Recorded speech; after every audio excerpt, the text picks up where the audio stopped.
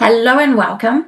So today what I want to do is I want to start this conversation on boosting, getting more recognition for watercolor as a whole, as a field, but also for individual watercolorists. So this actually is a very big project. It is a project that I've decided that it's time to do, and I'll explain why in a minute. This project is something that I think is very important for everybody, including also the watercolor scene. So let's start with something very interesting, something very ordinary, something that you all know. Why does watercolor not get the recognition that, let's say, oil painting, acrylic, or pastels do? And I'm going to speak here from my own personal point of view. So everything that I say is obviously my own personal point of view, understanding that I have been an artist, a professional artist, an international artist for 30 odd years, an international judge. So I see so many paintings. So what I'm saying is actually a vision of thousands and thousands of paintings per month. And as a curator of exhibitions, meaning that I have a lot of background in organization of different events and letting you know basically what I see. So today, watercolor doesn't have the recognition that many other techniques have, and we hear it. We hear watercolor artists say it all the time that they're frustrated because they don't get that same recognition, or that they get even comments from people because watercolor shouldn't be as expensive. It's just a piece of paper. It's a preliminary technique before you do a real painting, all the stuff that we all know. I want to start off by telling you a story. Okay, I'm going to start off by telling you a story. This is basically what we're going to go through today. And then I'm going to tell you a story. So first of all, why watercolor is unrecognized, that we're going to talk about. How to change it, we're definitely going to talk about. Expanding the watercolor market, why now? Hugely important. It's the best moment I've ever known in my 30-year history, my 30-year career. How artists can increase recognition and success of their own art. So everything that I talk about today on the big watercolor field level, you can bring down to your personal application for what you do to get better recognition for your paintings, better results for your paintings. The method that I'm giving you is the method that I use for me. So I'm just using my method for the bigger picture, but you can obviously use it for you too, because it works on a personal level. That's what I do. What makes watercolor stand out in today's art world? Easy one. We're going to talk about market dynamics and positioning. So not talked about. Very, very essential. And what's on the horizon for watercolorists and watercolor. And then obviously what you can do. So that's basically the gist of the things that I want to go through. I will make this as swift as I can. And knowing that this is just the first introductory video into this project, it's free. It's 100% free. You don't have to do anything. You don't even need to sign up for anything. Just if you want to listen and gain the sort of information that you're going to hear today and more, go to the YouTube channel, because I can improve my results. I can improve my visibility. I can improve the value of my paintings. These are the things that I do, and I have done already, but I alone cannot change the watercolor field. And me on my own, I'm going to hit a platform. I'm going to hit a barrier, and it's essential that other artists start doing things a little bit differently. I want to tell you this story. You're going to understand why. Because I'm absolutely convinced that the watercolor market at the moment is ready. Everything is ready. The stars are aligned. Everything is ready. So it's time that people see what's happening. And if you want to run with this, if you want to use this, absolutely go ahead. I'm giving you these methods. You can use them. So my little story. I like little stories. So I'm going to tell you a little story, very, very short little story about twins, a set of twins. So you have one twin, okay? Imagine these are children, okay? You have one twin, which is the shy one in the room. It's the shy, quiet twin who's very careful, always very attentive to other people's needs, what's going on, spends their time doing their things in their little corner. That's the shy twin. And then you have the other twin. You have the other twin, which is the loud one that's always wanting to be the center of attention. That's the one that everybody sees, whether it's because they're too loud, that don't touch that, don't do this, you're too loud, or they're funny and they're entertaining people. The loud one is the one that everybody sees. You've probably got where I'm going already. This is the same as watercolor. Watercolor, when we think of the watercolor scene, watercolor is the shy twin in the room. You have oil painting, you have pastel, you even have drawing, you have acrylics. They have more visibility because they are more visible. They go out there, they promote things differently. They get the public more interested in what they're doing. We'll go into a little reason why later, but they're the loud ones. They're the ones that get the attention that the eyes are looking at. The shy twin is the one sitting usually alone in the room because everybody's watching the loud twin. And that's what's basically happening at the moment. We have something called modern art. Modern art, if you have been following my YouTube channel or one of my courses, you know that I went to visit an exhibition, a modern exhibition, a couple of weeks ago. And it was the straw that broke the camel's back, in the sense that I came out feeling particularly awful. Now, I had just seen a pile of ice with fish dying on it. I had just seen a plastic box, a kitty litter box, plastic box with kitty litter in it, and a little plastic shovel, like when you're gonna go to the beach and make sandcastles, one of those little plastic shovels, and then dog poop in the kitty litter tray. Now, these things were pieces of art. They were pieces of art. There was actually even a piece of bread, a square piece of bread, going moldy. Fabulous, extraordinary. Welcome to modern art. And so the thing is that modern art today is the noisy twin. They have the headlines, they have the marketing, they get the big rooms, they get the finances in so that they become the more visible one, and then no one sees the shy one in the corner. So what has happened today, this is, again, this all comes down to my personal opinion. So you may disagree with me, and that's great, because that's where conversations begin. But the thing is that modern art, I feel, has gotten stuck. And I feel they're absolutely stuck. And they can't go backwards, meaning that modern art today has to become more radical, more out there, more shocking, more ridiculous, more scandalous. They can't become more conservative.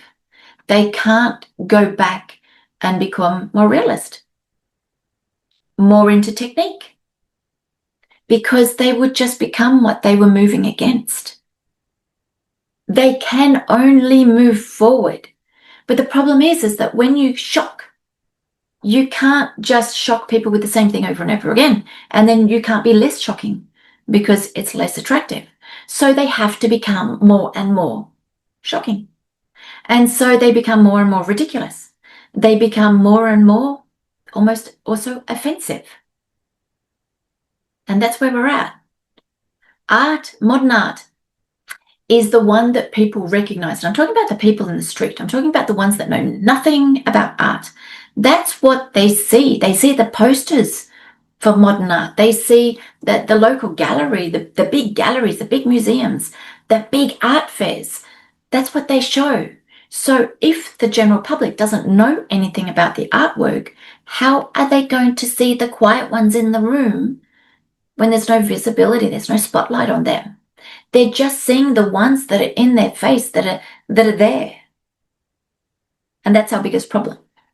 So our biggest problem is not our level of technique. The level of technique of watercolor today, I say it over and over again, is the highest, I absolutely believe, ever in history in the technique of watercolor. The paintings that we see achieved by so many people, because there are so many amazing painters out there, is so high, yet almost no one sees them. That's our problem. But our problem goes further than that. The watercolor scene is extremely insular. All right. So this is why is watercolor not recognized? It navigates in one little area, meaning that watercolor amateurs and passionate admirers or painters are the ones that go and see the watercolor exhibitions. They're also the ones that fill up the courses, and they're also the ones that buy the paintings. Because watercolor is the shy one in the room, the promotion is not very big. It doesn't go into the bigger public. We're not great on doing marketing for what we do. And so people don't see, people do not even know what has changed and what has evolved in the marketing world, in the watercolor world, because our marketing is just not good. We just constantly do the same thing over and over again.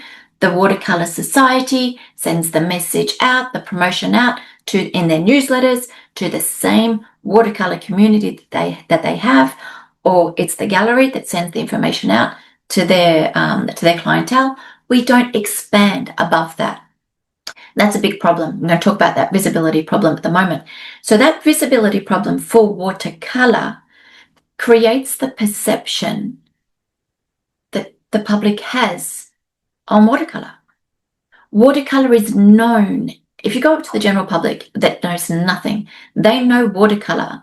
Oh, isn't that the technique you do when you're a kid at school?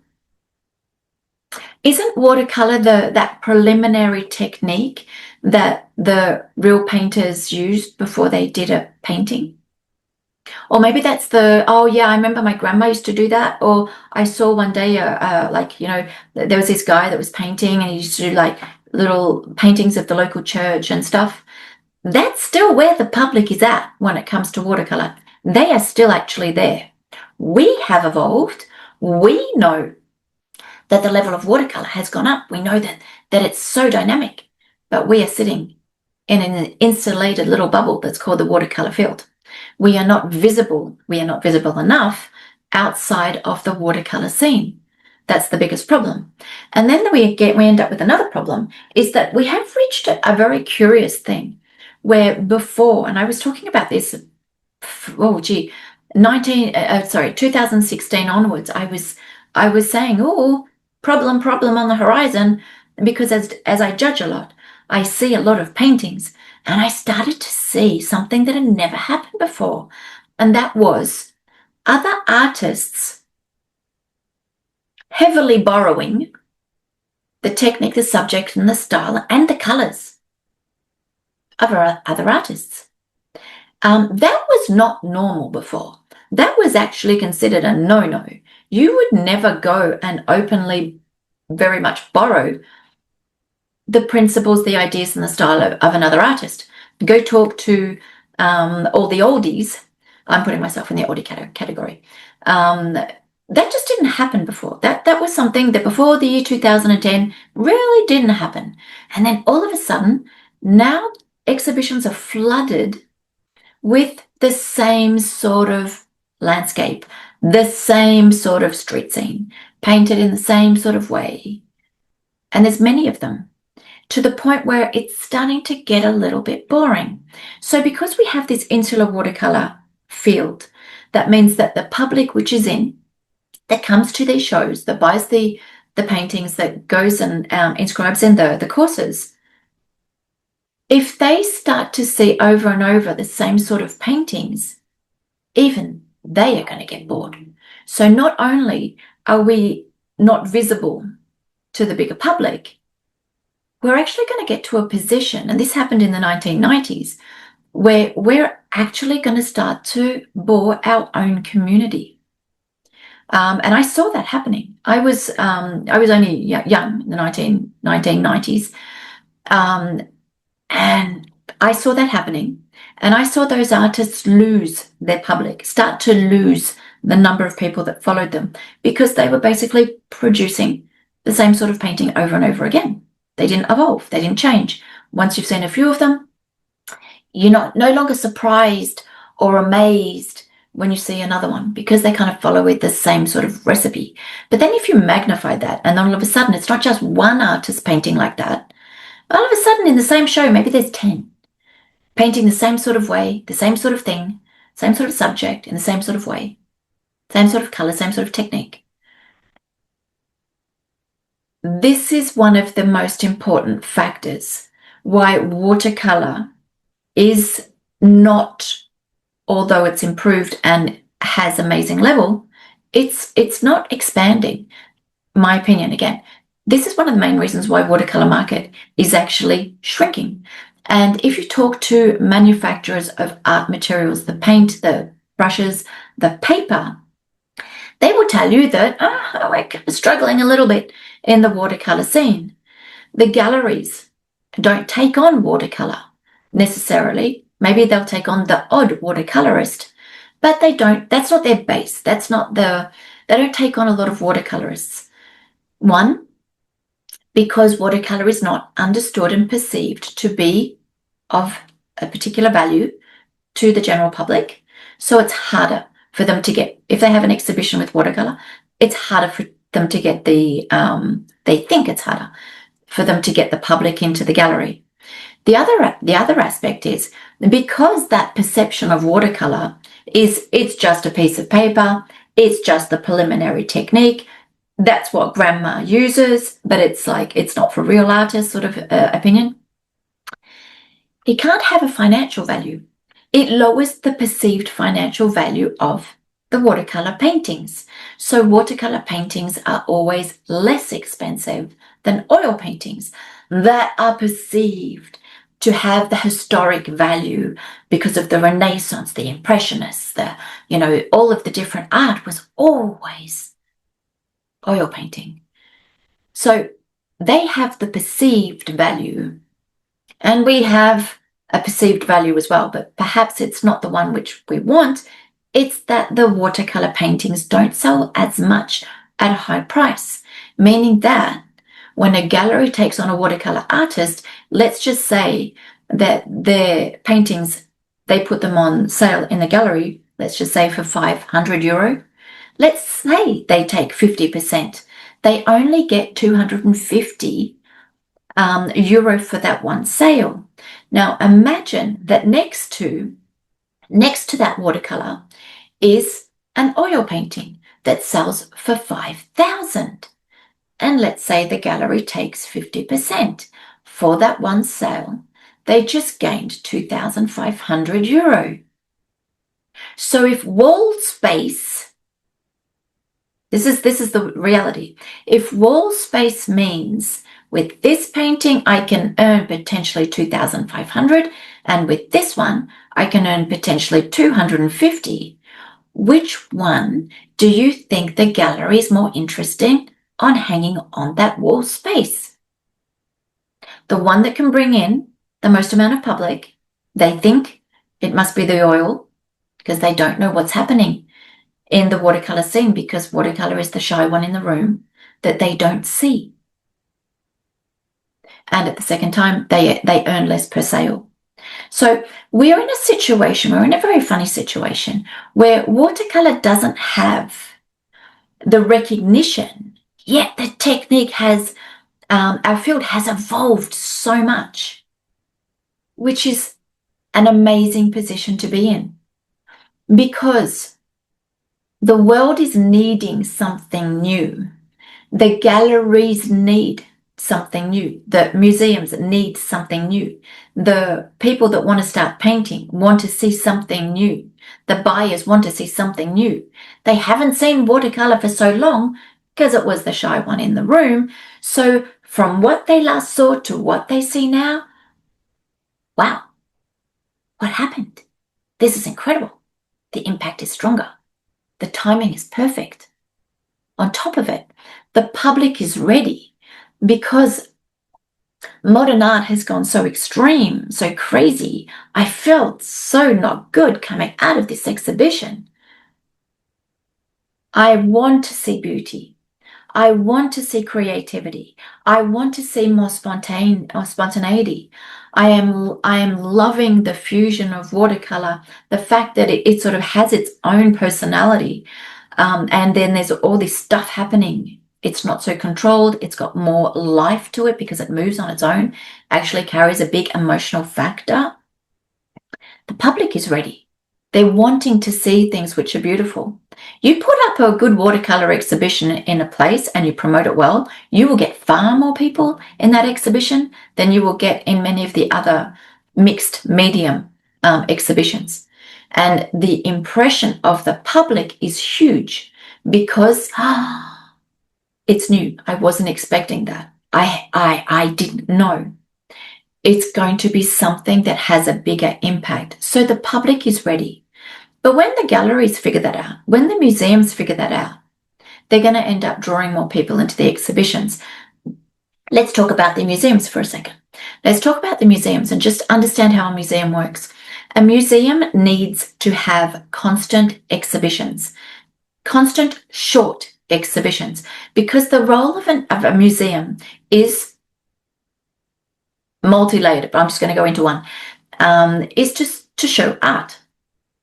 But if they only had their public collection, but then the public around, because all exhibitions are local, meaning that the most amount of people that come to an exhibition are the locals around that gallery or that museum. They're the ones that come the most. So if this museum always has their permanent collection on show and nothing else, and you go and you look at that permanent collection, perhaps you want to go back and have a second look or a third look, but are you going to go back and have a look for a 10th time? A 20th time?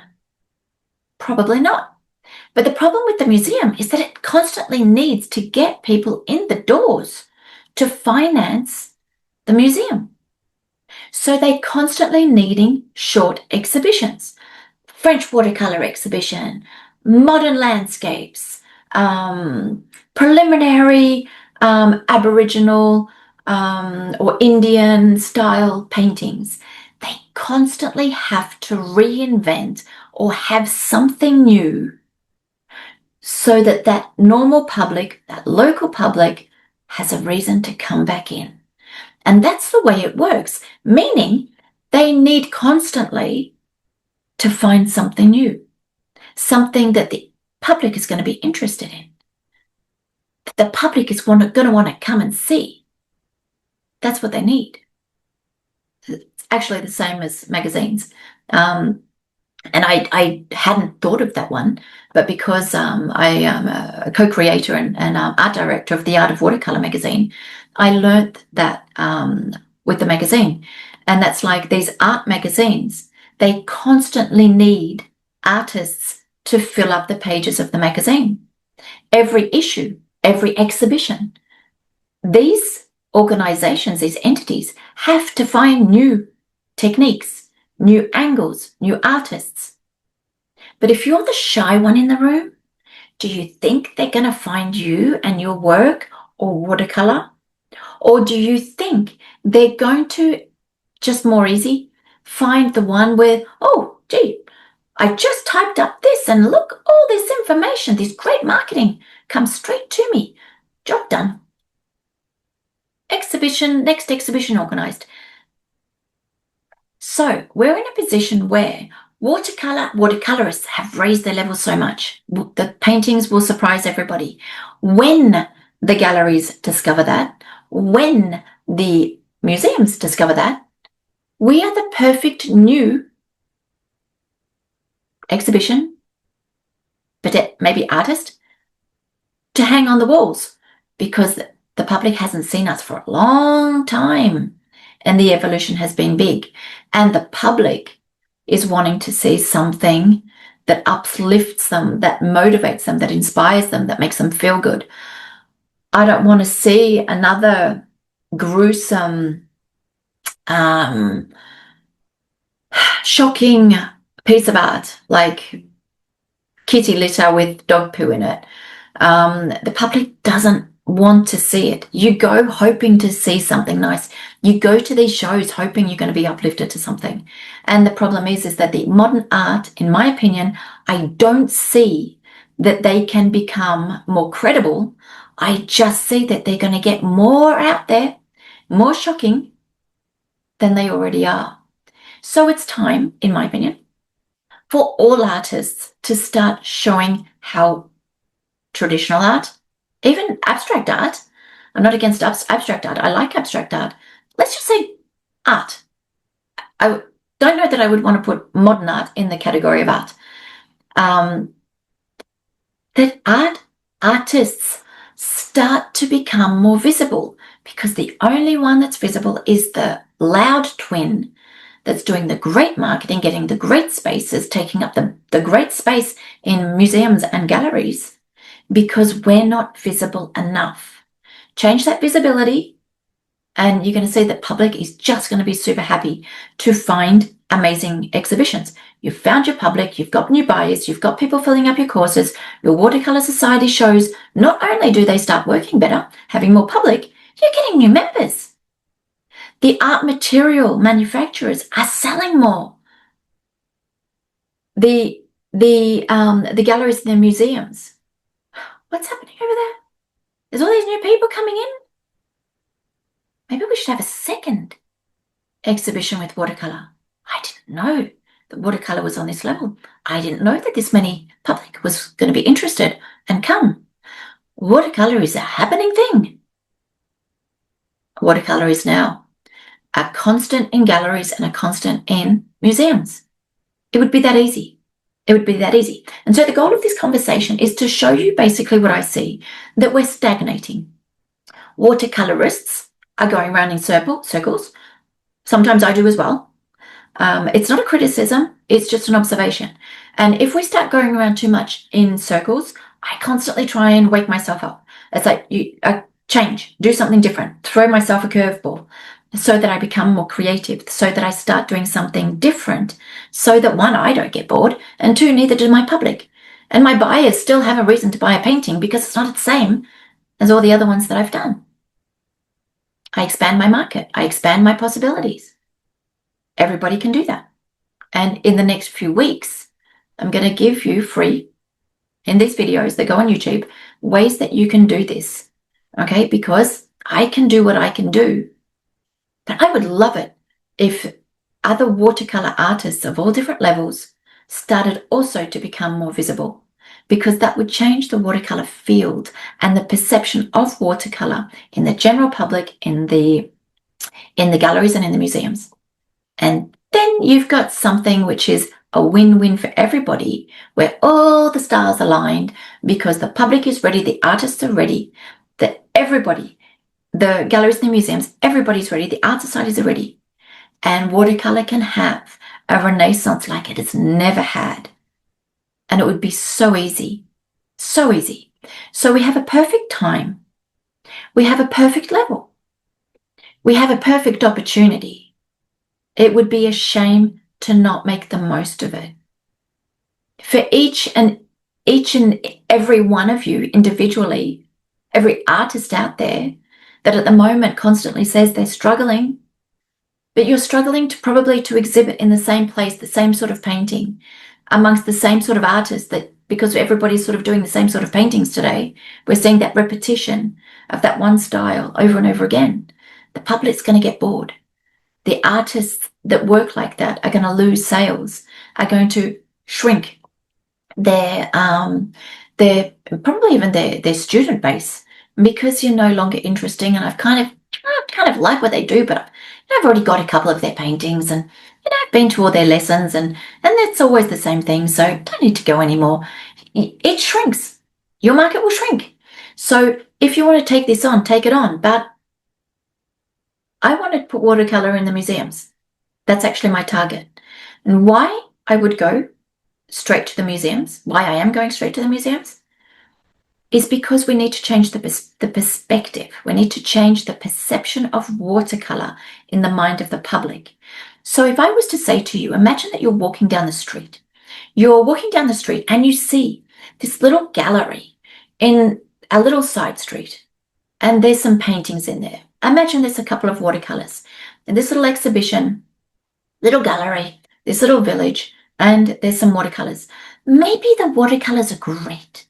Maybe I've even had a conversation with the manager or the owner of the gallery, and I come out feeling buzzing. Wow, such a great conversation. I saw the artist, that was great. The paintings were amazing. I remember that I went to a little gallery, a little exhibition down a little alley in a little village, and I associate the little with the watercolor. Even though I liked it, I had good conversations and the art was good, I still associate that little. So what did the others do? They don't do the little, they only do the big. This is how I always get my stuff working, because I won't start at the bottom. I won't go for I'm moving up the ranks. Don't do that. You don't need to do that. Okay, many of you don't need to do that. You can start as high as you should, not as low as you think you can. All right, and the information to help you is in future videos. So just the only place it's going to be is on my YouTube channel. So subscribe to the YouTube channel. Then what happens? I've just lost my track. I've just lost my track.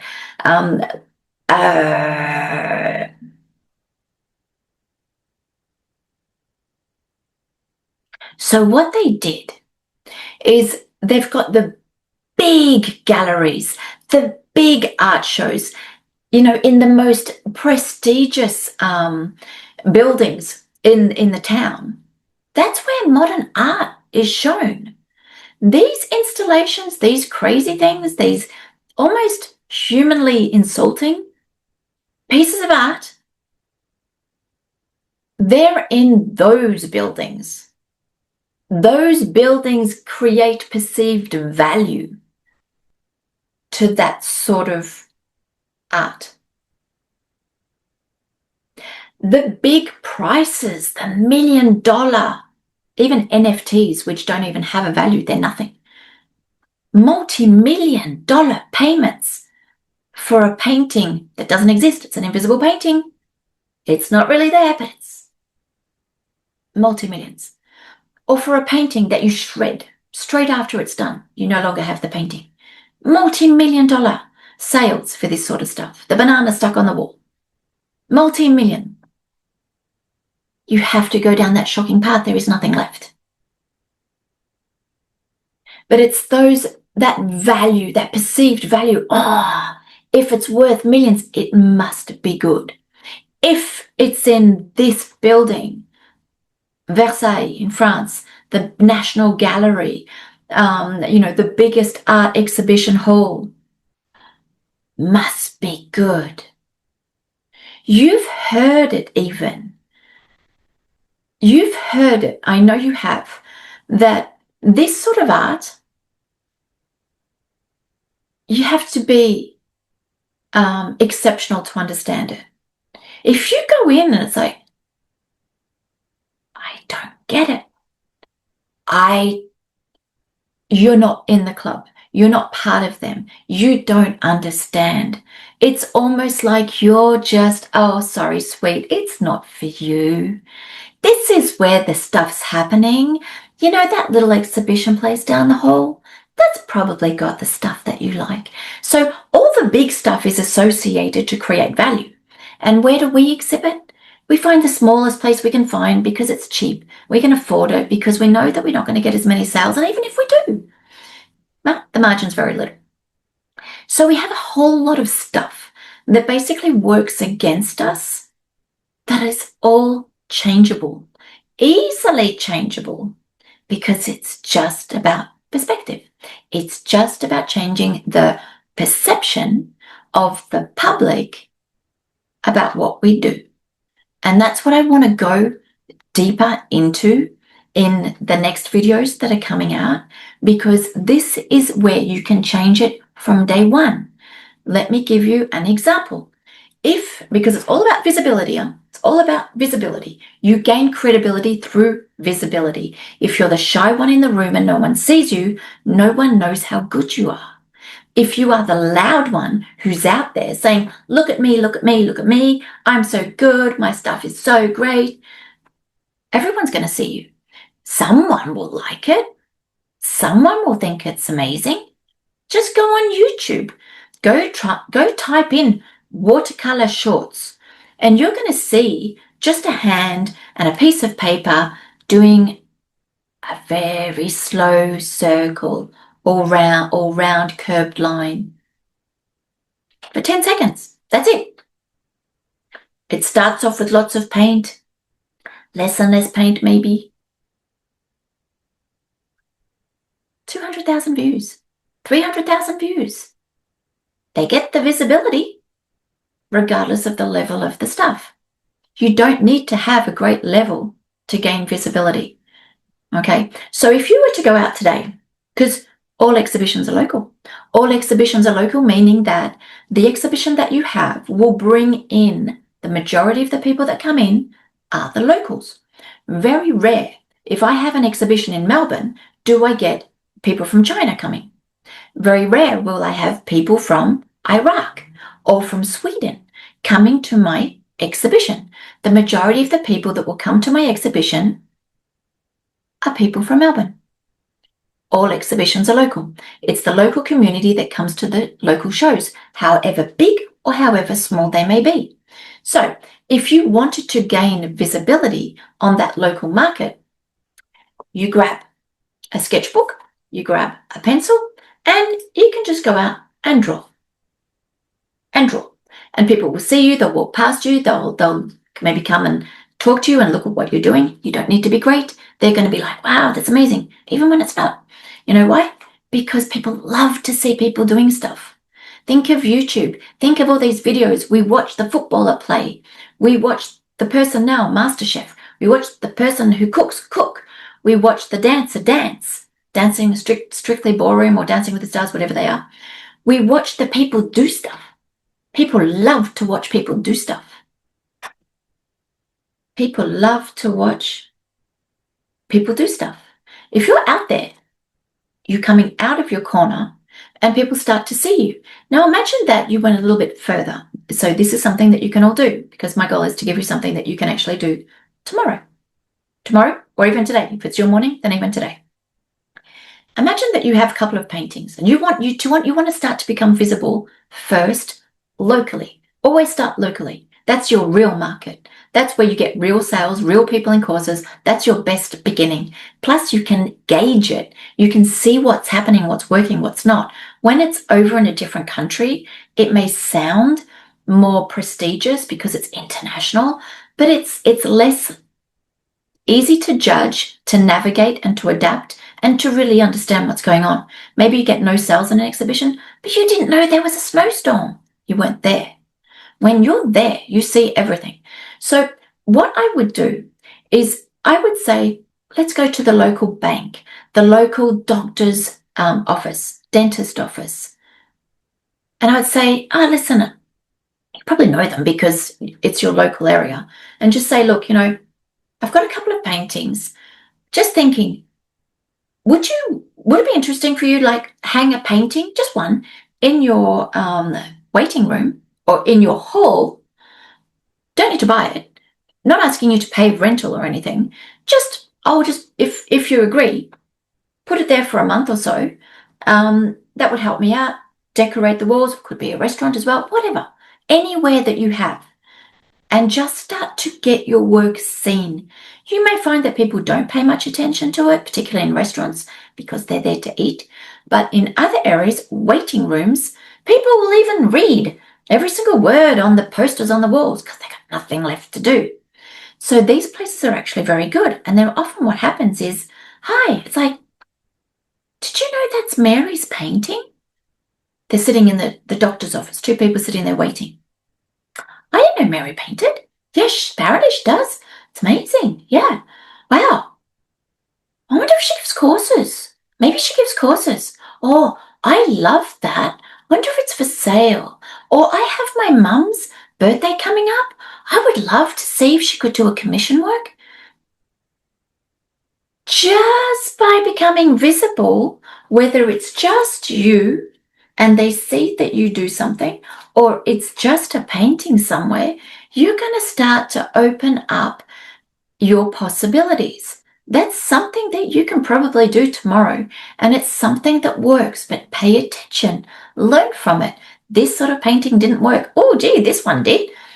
Pay attention to it, because what you're wanting to build is visibility. Now, going back to the watercolor scene, it's all about visibility.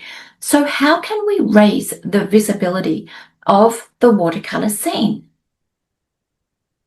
It's not by starting at the bottom. It's by starting at the top, because that's the way you're going to get that added value visibility. Oh, if it's in a museum, it must be good. That they're going to attach to watercolor. That's the way you do it. You don't start with a little exhibition in the corner. That's what we've done for decades, and it doesn't change anything globally for the watercolor scene. Now, I'm going to ask you a hard question, and I want you to answer this question in your mind before I give you my personal opinion of it. The watercolor scene doesn't just consist of artists. It actually consists of the material, the manufacturers of brushes, of paint, of paper. It consists also of different platforms, whether they be online sales of paintings, whether they be online courses, whether that be galleries, physical galleries, whether that be museums, whether that be the amateur, the beginner, and the professional artist. But what about the watercolor societies? They're in there as well. The organizers of different art fairs, watercolor shows, they're in the watercolor group as well. They're all part of the watercolor scene. So what would happen if, let's just say, watercolorists continue to paint along the same way, meaning that we just keep sort of repeating the same sort of stuff, and we kind of keep just showing our paintings to the same public, because we keep doing the same sort of promotion to the same people and producing the same paintings, showing them the same paintings, which on top of it, now there's multiple artists painting the same sort of stuff. What do you think is going to happen to our very insular watercolor public? Even they are going to get bored. Even they're going to get bored. So our solution is not, I would suggest, continue doing more of the same. And on top of it, we have this perfect time, stars aligned. The public is ready for something new and something that uplifts them. Watercolor is perfect, because they haven't seen us for so long. The galleries need something new that's going to bring in people. The museums need something new that's going to bring in people. The artists are ready. Our level is ready. We have everything except the visibility. So if you want to start getting more visibility, don't start on the lowest level. Start already up high. I'm going to give you my model. I'm actually going to start to put this in place, and you're going to see in the next video what I've done, and I'll give you the model so that you can reproduce it, whether that be for your community, whether that be for your region, or whether that be just for yourself as an individual artist. I'm going to show you what I'm doing. It's aligned only with museums, and I want you to see if you want to do that in your area, or just for yourself, because it's time that all artists started to become more visible, because that's what's going to change the entire market. So my question to you is this: if we have all of these different people, the manufacturers, the art societies, the artists, the organizers of courses and art platforms, whose job is it to expand the watercolor field, to raise the level, to go out to the public, to reach a higher level that maybe makes more watercolors sold, more people painting, more paintings selling? Whose job's that? If the art manufacturers, materials, they sell less watercolor stuff, they actually just promote then the oil, the acrylic, the pastel stuff. They'll make up the sales on another technique. If the galleries realize watercolor doesn't sell so well, they just won't put watercolor in the galleries, and they'll just put that expensive wall space, they'll just give it to another technique. If the museums think that watercolor's not working, then they're not going to take the risk on watercolor, because they need those people coming through those doors to pay the entry fee to maintain that museum. Is it the art platforms? Is it the art watercolor platforms, whether it be sales or watercolor courses, that when there's no watercolorists, that these entities, they're going to be doing less well. They're not going to be changing the market. The only ones that can change the visibility of watercolor and increase the visibility of the watercolor scene are the artists. But because we've been the shy one in the room, we're just working in our corners doing our own stuff. We're not paying attention. The biggest one in the room, the modern art, is the one that's taking all the attention. And that's where we're at. So what I've done to wrap this up is I've created a small group of people. We're going to start having roundtable conversations between artists, amateur, beginners, professionals, art society organizers, presidents, gallery owners and managers, people that are in part of the online space, whether that be the sales, whether that be the online galleries, whether that be the art platforms for courses. We're going to start having conversations on things we can do. I have my vision, but I'm not the only one. I want to open this up and let other people come into this conversation, because I think the more ideas that we have, the better. I think the more people that get involved, the better. It's 100% free for everybody. The only thing that I ask, if you want to keep up with this and use the information, just go onto the YouTube channel so you see the information when the next talk is going to be on. And time now for us to do something is now. It's the perfect window. Never before in my career have I seen something like this. 30 years and every star is aligned. It really is time. Not to mention, I don't want to see another kitty litter tray as a piece of art. I think if we, the artists, start to put the art back in art, then the ridiculousness of a lot of the stuff that we see will just become so apparent. But we need to get out of the corner. So thank you so much, and click to subscribe to this channel to get the next bits, and happy to explain the next stage to you. See you soon.